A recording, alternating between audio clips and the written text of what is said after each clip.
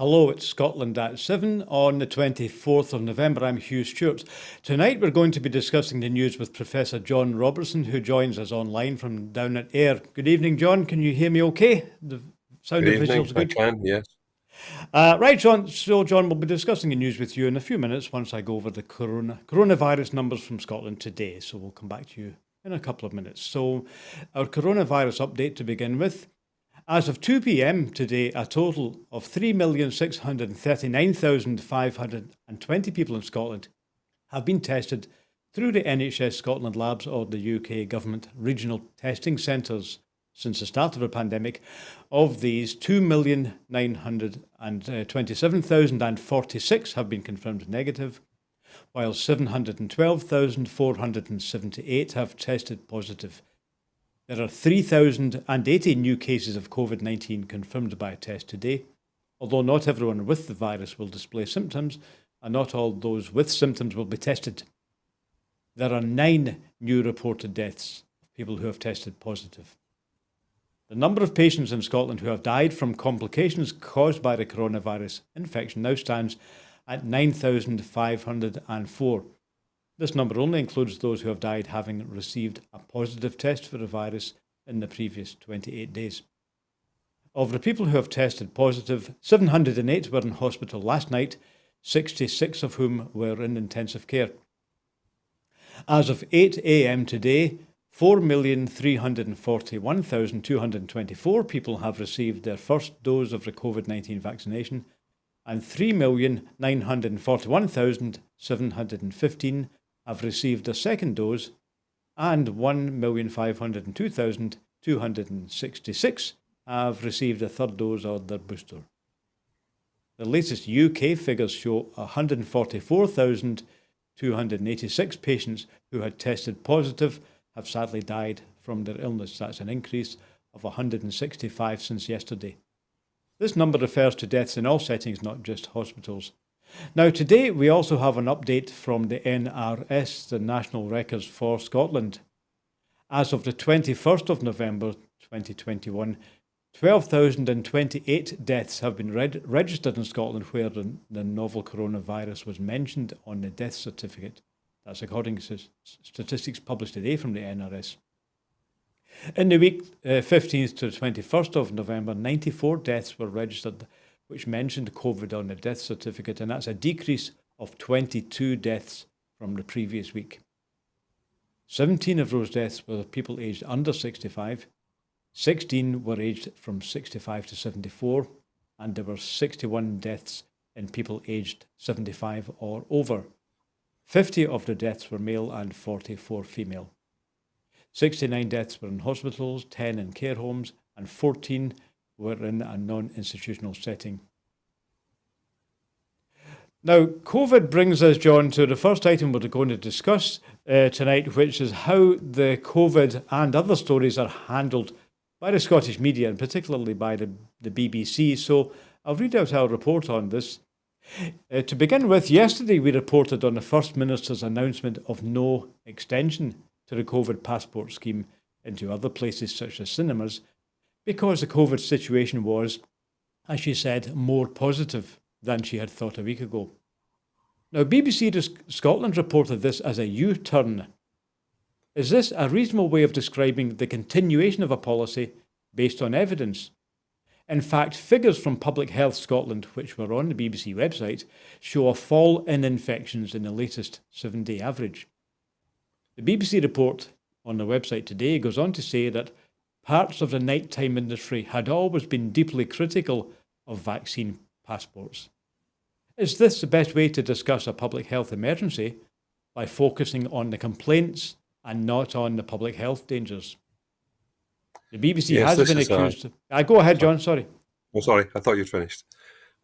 This particular issue, the vaccine passports or vaccine certification, as it should be correctly termed, has triggered a surge in anger, I think, amongst many social media commentators at the mainstream media coverage, suggesting before the First Minister made the decision, while the First Minister was waiting on the data upon which to make the decision, that they planned to take action that would damage the economy in some way, and in particular damage nightclubs and bars. And we had on BBC Scotland particularly, but also elsewhere, we had the managers of these places acting as if they were virologists or epidemiologists and telling us that there was no evidence that vaccine passports would work. They demanded evidence, and we had opposition politicians also making the same demands. Now, that there is no absolute proof that a vaccine certification scheme will have a major effect, but that hasn't stopped virtually every country in Northern Europe um, erring on the side of caution here to save lives and implementing vaccine certification. It's astonishing that opposition politicians should be so cynical and take such risks with the lives of people in this country. And it's not new. This has drawn a lot of attention recently, the vaccine passport. But a year ago, and longer in my case, but a year ago, Professor John Bryson of Birmingham University compared the media coverage in mainly in England and that in Ireland. And he commented on, he made a comparison in particular of RTE and BBC, but he looked at others too. And what he noted was that the media and other commentators in the UK, and particularly in England, were at that time concerned about a surge in cases and a surge in deaths. And that was following from the previous one at the beginning of the pandemic. And they tended in the UK to blame the government for this. Sometimes they blamed Boris Johnson directly for his lack of consistency in his messaging. And Bryson had a look at RTE, and he found they weren't doing that at all. He found RTE were actually trying to inform the public so that they could follow the guidance from the government and not trying to demoralise them with attempts to undermine a government position. You know, this isn't a situation like others before it where it's appropriate to have a debate and different perspectives. You might as well interview people who are pro-smoking and alongside people from, who are fighting cancer. It's ridiculous. And if I can conclude, I've gone on a bit. Here's what Bryson said, about this in the end. He said any comparison between the UK media and, for example, the COVID-19 coverage produced by RTE in Ireland would suggest that part of the failure to address the pandemic, to control the virus, can be attributed to institutional failure across the British media. Now, that's interesting, John. That was something I wasn't aware of, the comparison with the RTE. Now, there's two other points in this I'd like to make. First of all, the BBC has been accused of bias in general if you compare its handling of stories about the UK government compared with stories about the Scottish government. This is from reports which have been periodically released by the national newspaper.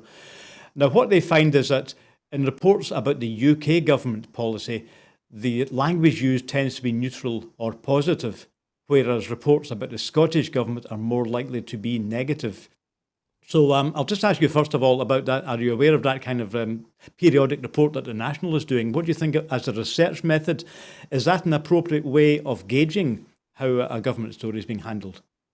Yes, of course. And I think that highlights, I mean, you mentioned there that this is a comparison being made by an English academic of the UK, or maybe more the English media and RTE.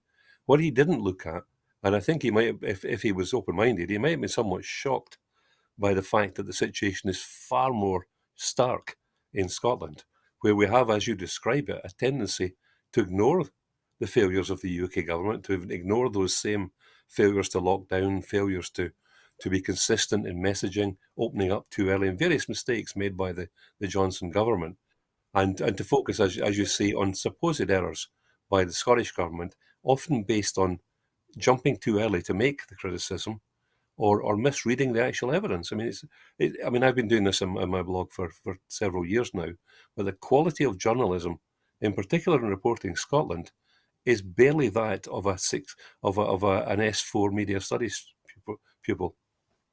Well, as you say, yeah, it is. Governments make mistakes. Nobody's expecting everyone to be perfect, particularly in a novel virus. We have to keep remembering COVID-19 is a novel virus. Yes, everyone makes mistakes. But of course, it's a responsibility of broadcasting, including us, broadcasting and print media, to fairly ask governments, well, could you have done anything different, or what have you learned from that? So we're not saying that the Scottish government is free of criticism, but the evidence is it's not been evenly handled. Now, let me go on to another part of this story, John, about media coverage. Yesterday, in fact, in Holyrood, the First Minister had to point out against criticism from the opposition that Scotland is the most vaccinated part of the UK, and she said, including all three vaccines, including the boosters, as a percentage, more people in Scotland are vaccinated than in the other three countries. Now, to give you another example of how the BBC has been handling COVID stories last week, in anticipation of the First Minister's announcement yesterday, BBC Scotland published what I would describe as a negative story about the vaccine passport scheme. Now, this story began with a complaint and a very long quote about the scheme from the Scottish Conservative Party leader Douglas Ross. The story went on to quote a representative from a civil liberties group who argued that the passport scheme doesn't work. And you have to go on to the second half of the report before we hear from a health professional, an epidemiologist, who explained the risks to health posed by large numbers of people meeting indoors and helping the virus to spread. So my question is, as a public health story, is this a reasonable way to report it, to first of all begin with the criticism and then go on with some more criticism from a body that doesn't know anything about public health, and only finally getting down to a medic more than halfway through the story? What do you think of that weighting of the different parts of the story? I've heard journalists say, and in fact I had an exchange with a former editor of Reporting Scotland, who told me it was all very well for academics, to be spending all day finding the research, but they were working under tight deadlines, and that I didn't understand journalism, that people are only interested and attracted by bad news, and that's why you start with the bad news and then you flesh it out a bit. But of course, we all know from research, many people don't get to the so-called balance further in the article or further in the broadcast. They pick up the headlines. So that practice of always starting with the negative, although they will claim it as some kind of tradition, some kind of convention in journalism, clearly must have a negative effect on the audience. And also, I don't believe it, because it doesn't happen elsewhere. It happens in particular in Scotland. Yes, so we seem to be in this habit of framing stories as if it's first of all about a restriction on rights. It's first of all an attack on the business community, and shouldn't we be framing it first of all as a public health story, because that's surely what it is. Now, I use this word framing. I believe that's a phrase that academics tend to use. Could you explain a bit more about that? It's about how you kind of colour a story. Well, I mean, it's a big concept, framing, but it does involve obviously sequence, and so that if you tend to sequence always with a particular perspective and then always leave another perspective till second place, as I said already, we know that. I mean, if it's printed on a website, the BBC Scotland website, for example, will have longer versions of the stories that we see in Reporting Scotland, and often the balancing information is only in the website version, and the broadcasters will claim they didn't have time for it. So that's one of the most important things, I think, is sequencing, but also the kind of language used as well, and where it's critical language, and also the tendency not to use a contextualization is an important part of the framing that goes on. Journalists like to use two things, or they say they like to use two things. They like to use personalization. That's where you interview somebody who's been affected, maybe interview somebody else who's been affected, and that helps to communicate how significant the events are and how much they affect people. And I'm not against personalization, but they don't tell you how widespread something is or how important it is for the rest of the population. And that's where you need contextualization. That's where you need graphs and statistics, which I know a lot of people don't like. I do. But there is a tendency for those not to be there in many of the reports. Yes, sometimes statistics will help to explain the story, but as you say, John, it's about filling it out. It's about giving you more background so that people can make an informed decision about what they're being told. So, but it is fundamentally a public health message we're talking about. And on that topic, let's move on briefly to another story that, in fact, I briefly referred to earlier on when we read out today's coronavirus numbers. Scotland reaches another vaccination milestone. So let's frame this positively.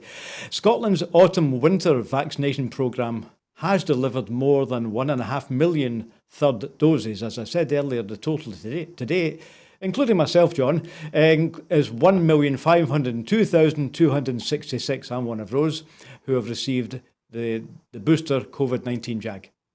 So the rollout continues to see high coverage across all eligible groups for the first, second, and third booster doses, with an average of 30,000 daily since November, and the record daily total was 37,153 doses on the 17th of November. So now we know that almost a quarter, that's 24%, of those aged 50 to 59 have now had their booster, and people in this group are urged to book their own appointment at the online portal at the NHS Inform or through the National Helpline. Unpaid carers who are 16 or over, and those aged 16 and over with households contacts of immunosuppressed individuals can also book online, as can anyone in an earlier group who missed their appointment for whatever reason. New appointments are being regularly added to the portal. So, John, that I would say that should be a story in the BBC Scotland. We break another record, 1.5 million getting a third dose, possibly the best in Europe. Absolutely, and I made that comparison earlier between the BBC and RTE in Ireland. Interestingly, for people in Scotland, you can on a regular basis make a comparison with BBC Wales. BBC Wales seem to have a very different kind of culture, a very different agenda. You wouldn't think it'd be so stark, but they tend to praise NHS Wales whenever they hit these milestones. In Scotland, there's a very sharp contrast. While they commonly, in the early days in particular, would celebrate, I think, maybe not the right word to use, but I think from their perspective, it was celebration. They would celebrate when certain milestones had been reached in terms of how many people had been infected or how many people had died. These were the milestones that Reporting Scotland would go for. Now, there have been, as you say, Scotland has vaccinated more of its population with all 3 vaccines. I would add to that, we have vaccinated more of the younger teenagers than the rest of the UK, and we have vaccinated 100% of care home residents, unlike any other part. Well, I think maybe Northern Ireland have too, but certainly England and Wales are well behind in the vaccination of care home residents and care home staff. Scotland has done 100%. And this leads me to another pattern here, which whether it's framing or not, I'm not sure, which you can see in the coverage over a period. I've mentioned already the tendency to go for the negative with Reporting Scotland, and you can contrast it with Wales. The other is the business of who do you vaccinate first and how does that affect your so-called performance. Scotland was described in the earlier stages of the vaccination process as lagging behind.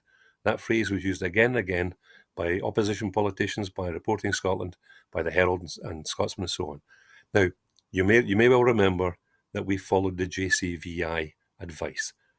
And the JCV advice way back in December was do the old people in the care homes and do the care home staff first. Do all of them first before you start on the rest. Only Scotland did that. The other countries went for the low-hanging fruit sometimes to get more people vaccinated. And in the case of England, I think in some kind of pathetic competition with the EU to say we've vaccinated more than you have. But then quite quickly, Scotland had vaccinated 100% of these vulnerable people and the care workers, and then started to catch up. And we are in the situation you described now where we're ahead. The same applied with the booster. Scotland went for the most vulnerable, the care home staff and residents, did 100% of those before moving on to do the rest of the population. That meant Reporting Scotland and the others could say Scotland was lagging behind because we were lagging behind, because we were told by the JCVI to do that. But as you've pointed out, we have since caught up, but you'll see little sign of it in the mainstream media in Scotland.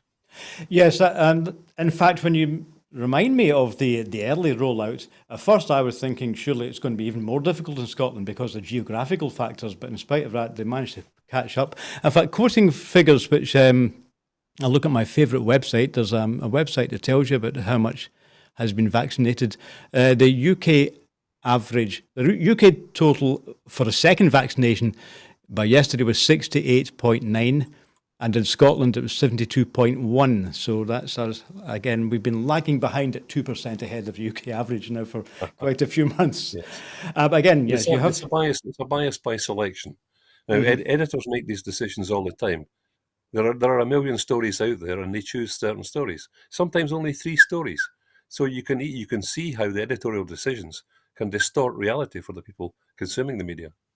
Yep, and that's one of the reasons why we're here. We do our best in Broadcasting Scotland to balance the news and to, as you say, John, contextualise it. So we're doing our best to try and give a more of a rounded view of things. As I said before, we're not, of course, uncritical of the government, but it's important to be fair and to put things in a context.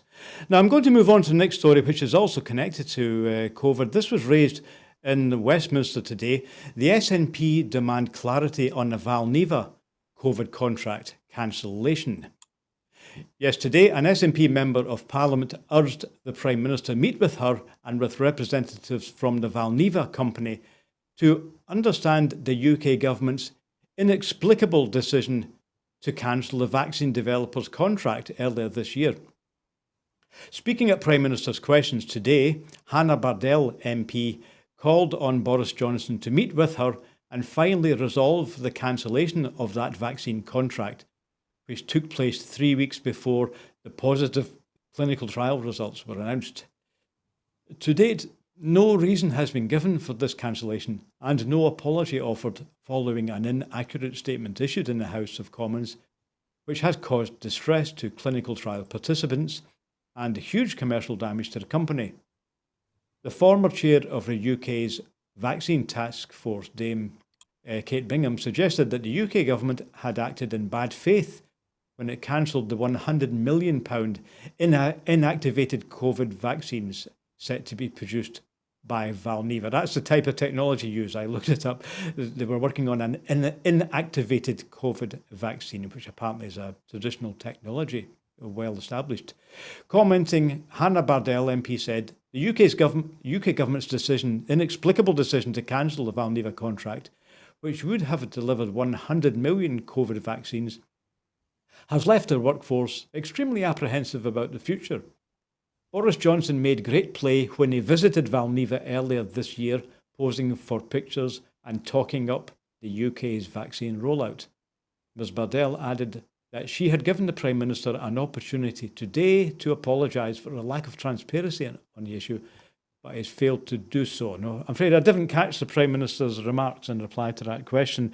So Hannah Bardell is the MP, I think, for Livingston, in whose constituency Valneva have one plant. So again, Sajid Javid said something about commercial factors of why he was cancelling a contract, but I didn't go into it in any more detail. What's your take on this, John? Well, I mean, it's fascinating. I'm always wary of being accused of paranoia when you spend your days criticising institutions, criticising governments. There is a tendency for some people to think maybe you're paranoid because that's all you ever think about. But it's hard to imagine any other explanation for what has happened here that isn't one to do with cynical political calculation and an attempt to send messages and so actually take risks, not just with people's lives, but take risks with people's lives and with people's jobs, I should say. The Valneva vaccine, I had to read up on this, it doesn't just target the spike protein, one part of the coronavirus vaccine. It targets the whole vaccine. It tries to give a broad response to it. That means if the virus mutates, then the Valneva vaccine should still recognise it, whereas some of the other vaccines, including the AstraZeneca one, which target in just particular parts of the virus, might not see it anymore. Now, this is emerging research, but it's already starting to look fairly convincing that's the case. So it began to look as if the Johnson regime have cancelled what may be the best vaccine on the market at the moment, and it's looking like that. And it's interesting that they cancelled it. When they cancelled it. I mean, Sajid Javid said that there were commercial reasons. And I thought that's a remarkable thing to admit to. Which Tory MPs are connected to AstraZeneca and fear the threat of the Valneva one. But he also suggested that he wouldn't actually pass the safety regulations in the UK. An astonishingly stupid thing. It's been accepted across the world, but somehow they think it wouldn't be. And so I wonder if that's connected perhaps to the fact, you'll remember, that the AstraZeneca vaccine was treated with a great deal of suspicion initially in Europe, and several countries wouldn't actually use it. So that may be part of the explanation. But this cancellation also happened in the midst of a spat over fishing rights, when the French were threatening to cut electricity off to Guernsey, and a spat with the French over submarine production in Australia and betrayal there. And it also happened at the same time Boris Johnson was trying to send lots of negative signals about the role of the SNP government, and in particular the First Minister, at the COP26 event in Glasgow. So I'm extremely cynical about the reasons for this, and I think the worst explanation is probably the correct one. Well, thank you for explaining I actually, like you, John, I did look at briefly at the type of technology used, but I quickly glossed over it. So thank you for explaining that. So it's more of a broad spectrum approach. The other interesting thing I found today, you probably came across this yourself, is that the European Union has very recently, just in the last few days, secured a huge contract with Valneva to supply immediately 27 million doses, potentially by 2022. They put down an option on that, and that could expand to 100 million doses. So as you say, John, it's accepted elsewhere, but not acceptable in the UK. So we'll just leave that there, John, and move on. So we also have a story now, again, about Boris Johnson accused of flouting a request to wear a face mask in the theatre. Boris Johnson once again flouted official requests to wear a mask as he watched a performance of Macbeth in a busy theatre in North London. This was Tuesday night, according to witnesses. The Prime Minister was in the audience to see the Shakespearean tragedy at the Almeida Theatre in Islington after a torrid few days in which backbench Tories had been accusing him of losing the plot. 3 fellow audience members said Johnson was not wearing a face covering during the performance, despite the theatre's requests for visitors to wear one at all times when not eating or drinking. He was photographed in the auditorium with a mask around his chin, and again inside a public area of the theatre without a mask on at all, alongside somebody believed to be a member of his family.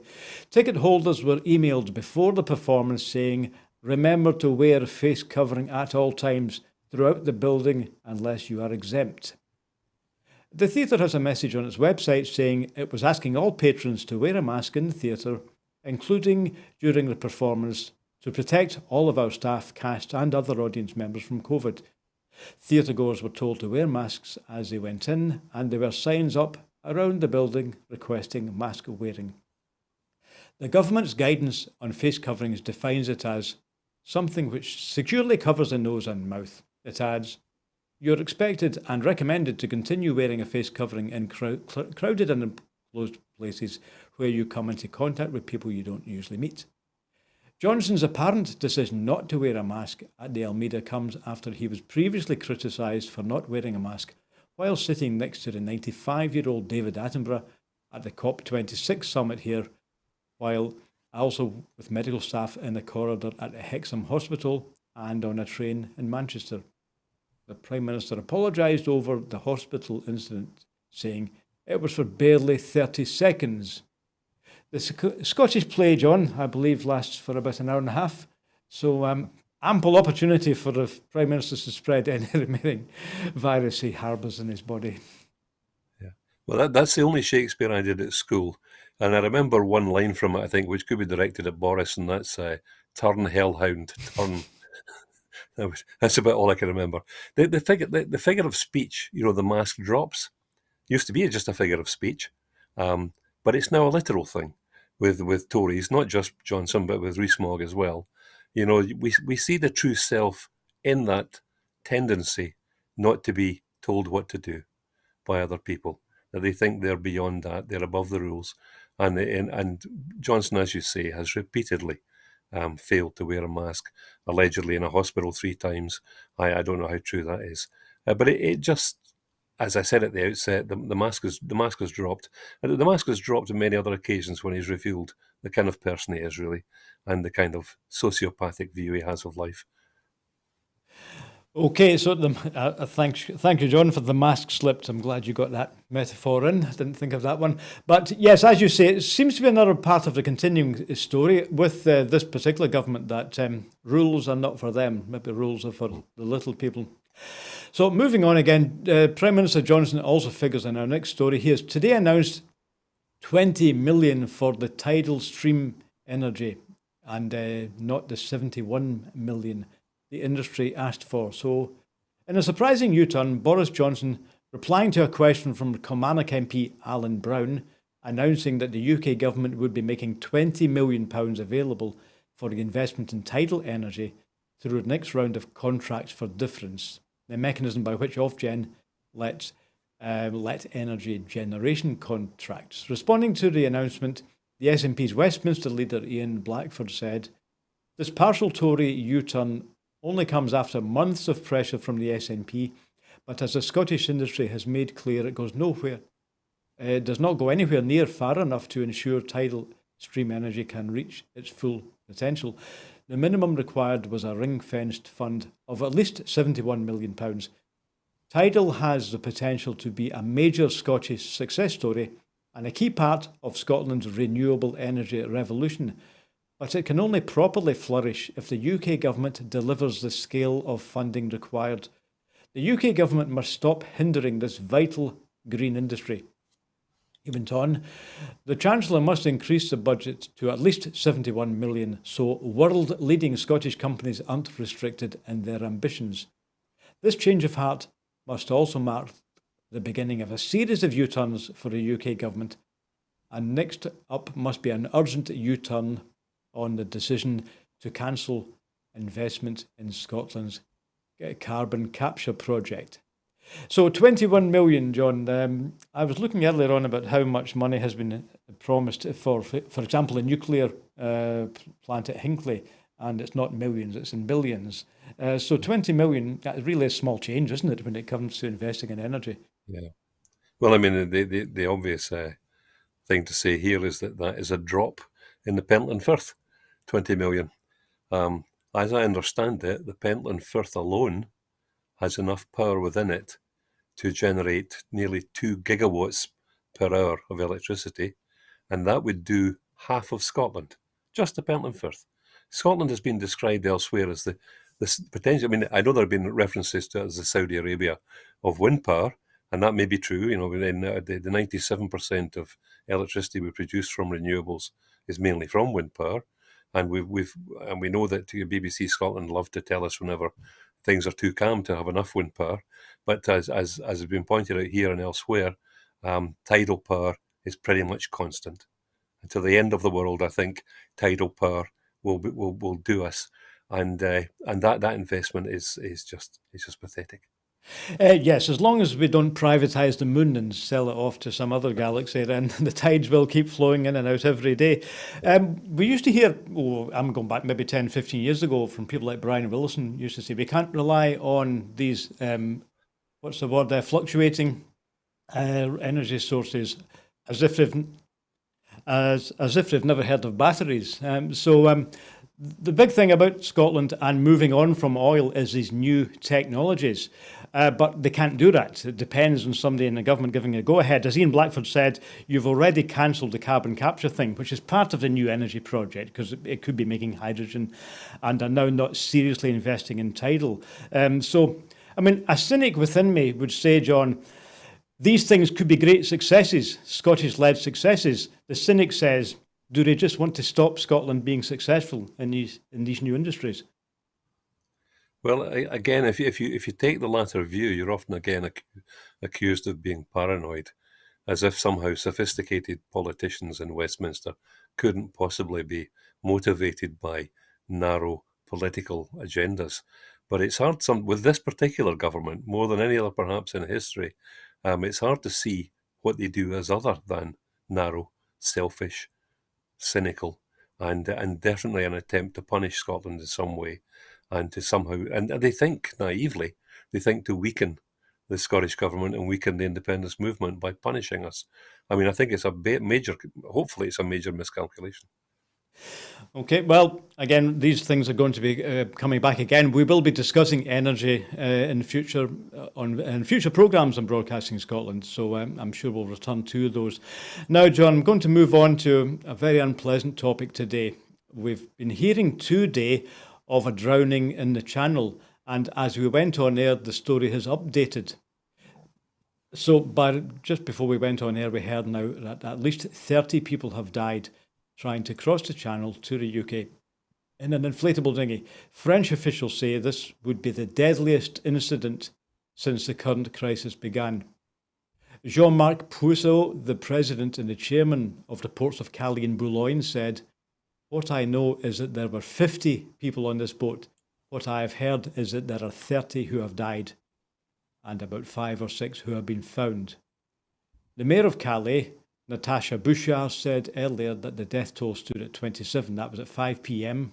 UK time, but other French officials had warned that they expected the total to rise. In fact, just before I went on air, John, Reuters were reporting 31 confirmed dead. A rescue operation is underway in the Channel by air and sea as French and British authorities search for anyone still in the water. An emergency search was sparked when a fishing boat sounded the alarm earlier today after spotting several people at sea off the coast of France. A fisherman, Nicolas Margol, told Reuters he had seen 2 small dinghies, one with people on board, the other empty. He said another fisherman had called the rescue operation after seeing an empty dinghy and 15 people floating motionless nearby, either unconscious or dead.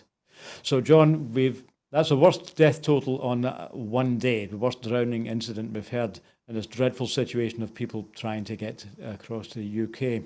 What should the government response be? They obviously, you can understand in a way, a government's not wanting to encourage more people to take to these deadly boats, but when they do, we've got to go and rescue them. It's our responsibility, isn't it? Of course it is. I mean, and I think, the Royal National Lifeboat Institute has that as one of its guiding principles, that they're not interested in politics, nor should they be. If people are in trouble at sea and in the Channel, then they try to rescue them. They're not interested in whether or not these people are illegal migrants or legal migrants. I find it just, although it's just what you would expect, I suppose, with the kind of Home Office minister we have, that this should be the approach. I mean, she talks of sending these people to the Ascension Islands or to, I think, even to Central Africa somewhere. There was some suggestion. And Albania too, yeah. And of course the Western Isles, until the Western Isles told them to go away too.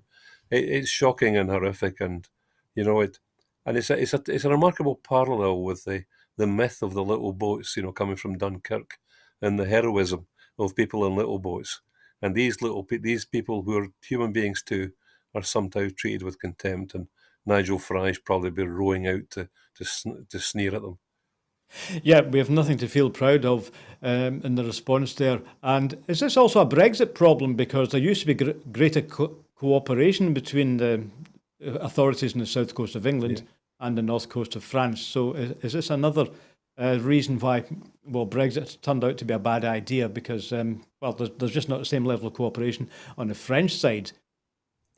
That's distinctly possible. I mean, I don't know that to be the case, but it would be quite remarkable if the French were well disposed to the UK government at the moment to try and help them in any way, given the treatment they receive. It's one of the oldest hostilities in history, isn't it? We fight 2 world wars against the Germans, for some reason on the side of the French, and yet it's clear that many in England despise the French more than anybody else on the planet, and the relationship is very poor. Has been a long time. Yeah, it seems to be a tone that you can always strike with the Conservative Party conference. Anything that's going to go against the French is always going to get a cheer, which maybe brings us back to the Valneva story, because the Valneva, although located in Scotland, is also a French company. So again, that's the cynic in me talking again there. So unfortunately, that's a horrible story that I've had to report today, and I'm afraid that probably won't be the last of those that we hear. No. Moving back over to Germany now. We've been waiting for some time, of course, to hear who's going to succeed Angela Merkel. And the news today is that 3 German parties have agreed the coalition. The German Social Democrat, Green and Liberal parties have presented the deal to form a new government, with Olaf Scholz, the finance minister, succeeding Angela Merkel as the chancellor. The 3 parties hammered out the deal during 2 months of intense negotiations, after the Social Democrats, the SPD, won a slim margin in the 26th of September national election. Olaf Scholz of the Social Democrats will be the new Chancellor, with Annalena Baerbock of the Greens becoming the Foreign Minister, and Robert Habeck, her partner, as the co-leader of the party. will receive the new super minister role, combining the economics ministry with environmental protection goals. Christian Lindner, the leader of the Free Democrats, the FDP, will become the new finance minister, and Hubertus Heil of the SPD is reported to be the only minister from the old government, which was a grand coalition between the SPD and Merkel's conservative CDU-CSU party. He will retain his post as the Labour minister. Okay, it will be the first three-way alliance on a national level in German history, and the first to put tackling the climate emergency as a top priority.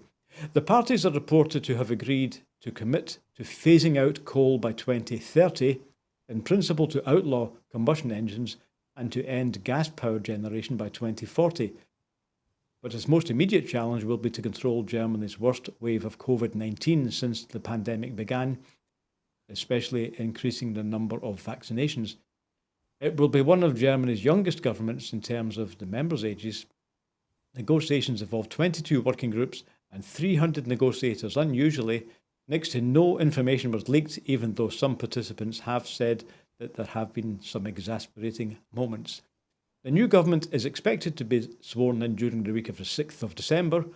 Before that, the coalition agreement has to be approved at the SPD and FPD party conferences, while the Greens will put it to a members' vote, a 10-day process which is expected to start on Thursday.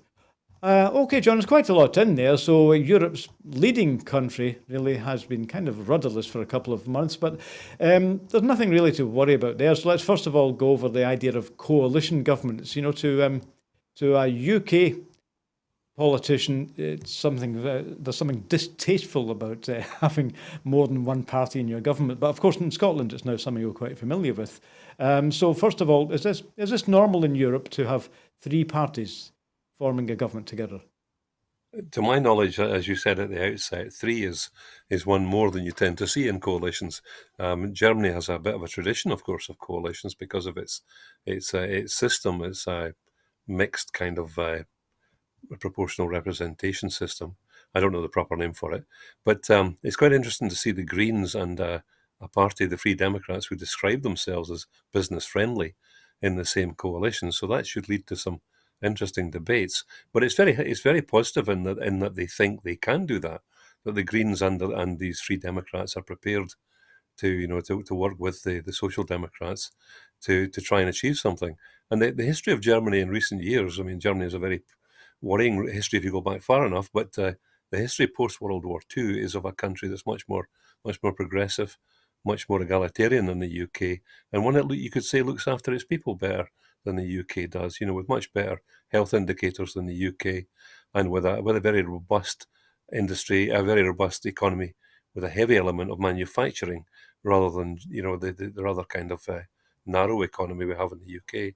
So I'd be fairly optimistic about that. I think the Germans can make this work. They've shown they can make things work in the past.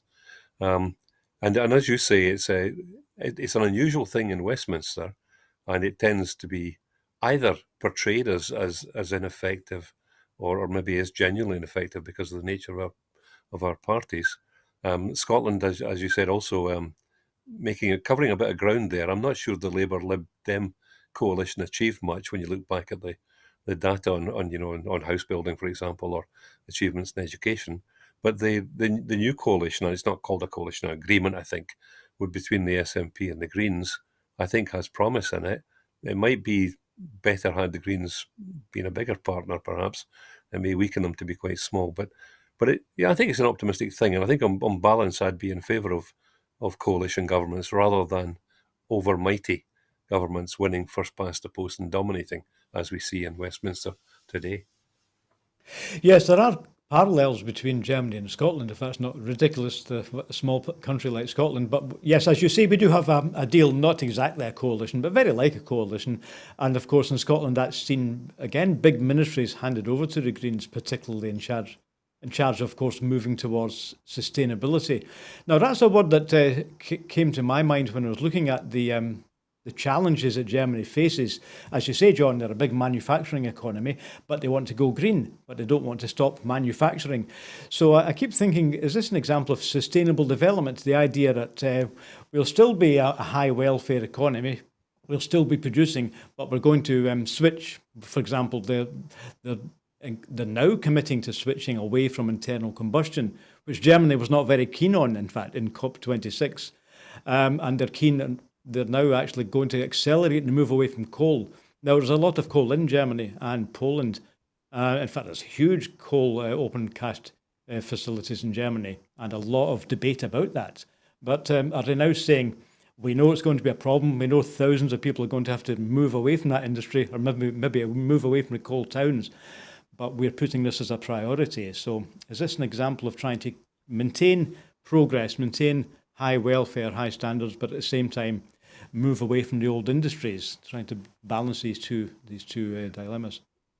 It looks that way, and perhaps I'm being naive. I know most of the open cast coal mining, I think I'm right in saying, is in the former East Germany, and as you say, huge amounts of that in Poland. I think the open cast coal mining in Poland is an even larger challenge because of the dependence of the Polish economy on that. But if anybody can do it, I think the Germans have a kind of proactive approach towards this kind of thing, and because they're quite heavily involved in manufacturing and new technologies, you can't help but think maybe they could do it in a way that this pathetic sort of government we have in Westminster, you think they can never do anything.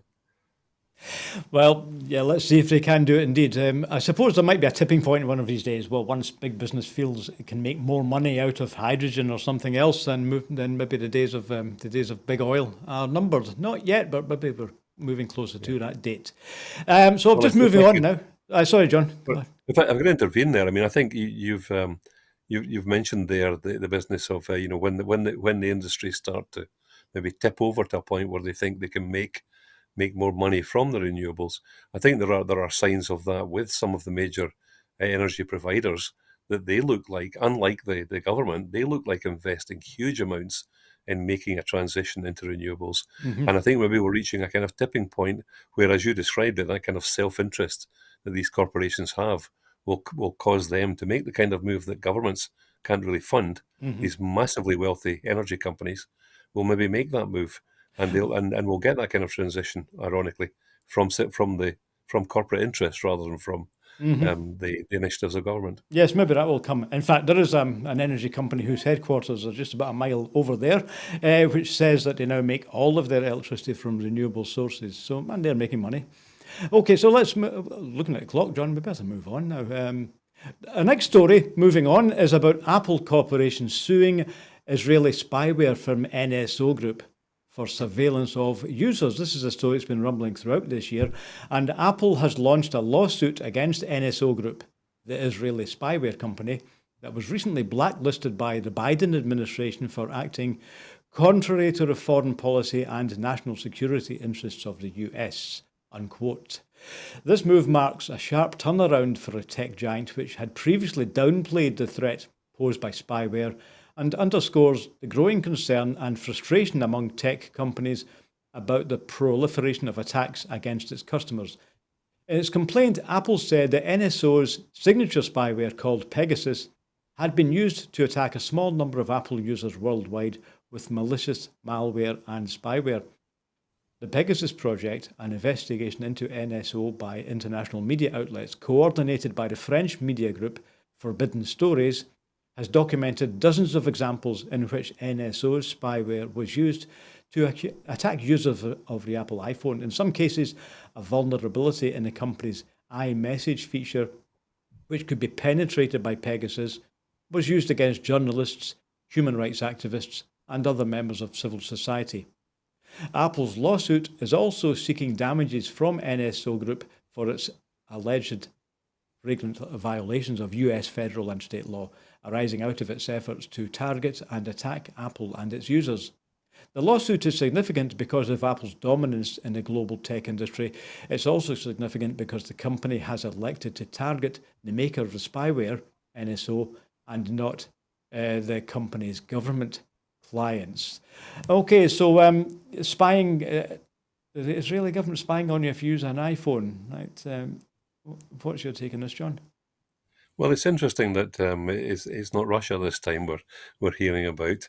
I don't doubt that the governments of large countries across the globe and their security agencies are exploring the possibilities for what is essentially a kind of cyber warfare here, where you don't have to actually start a real war. You can find ways of subverting other countries, and it's been suggested that the Russians somehow enabled Trump to be elected. That's maybe the most extreme example. I don't doubt for a minute that there are attempts to influence politics in other countries, and we've heard the same in Scotland, that somehow the Russians would like to see Scotland leave the UK, help break up the EU, and so they're campaigning somehow. I've been on Russia Today 3 times, so I'm clearly not to be trusted on this. Um, I think the Israelis are particularly active. The more I read, the Israelis are particularly active. I suppose they have a sense of being encircled, don't they? And so they're constantly working at mechanisms for survival, which I think in this case might blow up in their face. Um, these technologies, as they say, can be used, of course, to follow up on terrorists, but equally they can be used to follow up on perfectly legitimate peace protesters or even pro-democracy protesters in places like Saudi Arabia or North Africa or whatever. So it's a very difficult area, and it clearly is. It's not one I offer any solutions to at all. I mean, I've got no idea what we do about it, except I think we must expect our democratically elected governments to be on top of this. Yes, maybe this is one of those stories where we say that the lawmakers are not keeping up with the Hmm, technology and not keeping up with maybe. the geeks, if you like. So again, that's a Hmm. kind of an issue that's not going to go away as we look at the regulation of media. We're going to be discussing shortly in a couple of days, I hope. We're going to be discussing the future regulation of digital media in Scotland. So yeah, these are big issues which are obviously again not going to go away. So just moving on quickly before we finish, we have a rewilding story, John. I don't know if you're interested in that Hmm. kind of ecological balance now. Our next Yeah. story is about protecting Scotland's beaver population. The Scottish Government will actively support the expansion of the beaver population, promoting translocation, which involves safely trapping and moving beavers to a more suitable area. This will reduce or avoid negative impacts and help establish beaver presence in areas of Scotland out with their current range beyond where natural expansion would be expected to reach in the short term. The announcement delivers a commitment made in cooperation with the Scottish Green Party.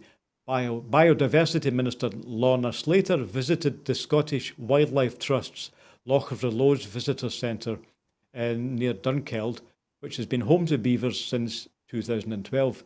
Ms Slater said, "Beavers were driven to extinction in Scotland but have now become an established part of our environment in some areas following their reintroduction. And today's announcement will help them to continue to expand across the country.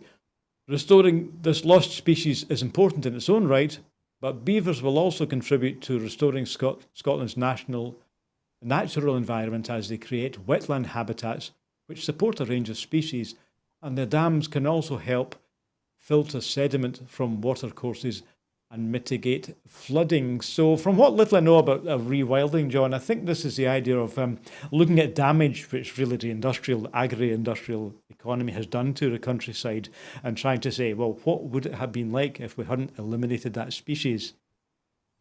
So, is this progress? Is it better to go back to the 1700s when we had wee beaver Yeah. dams and other burns?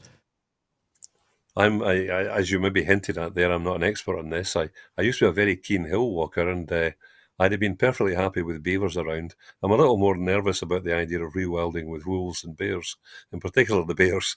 But I don't think there's much doubt that, although clearly there is some doubt about beavers in some places, and this initiative recognises that there are some places where beavers are inimical to the activity, the economic activity going on, agricultural activity perhaps, and they may interfere with that. That's fair enough. Then we move them somewhere else. But at the very end of your account there, you mentioned flooding, that they can help with flooding.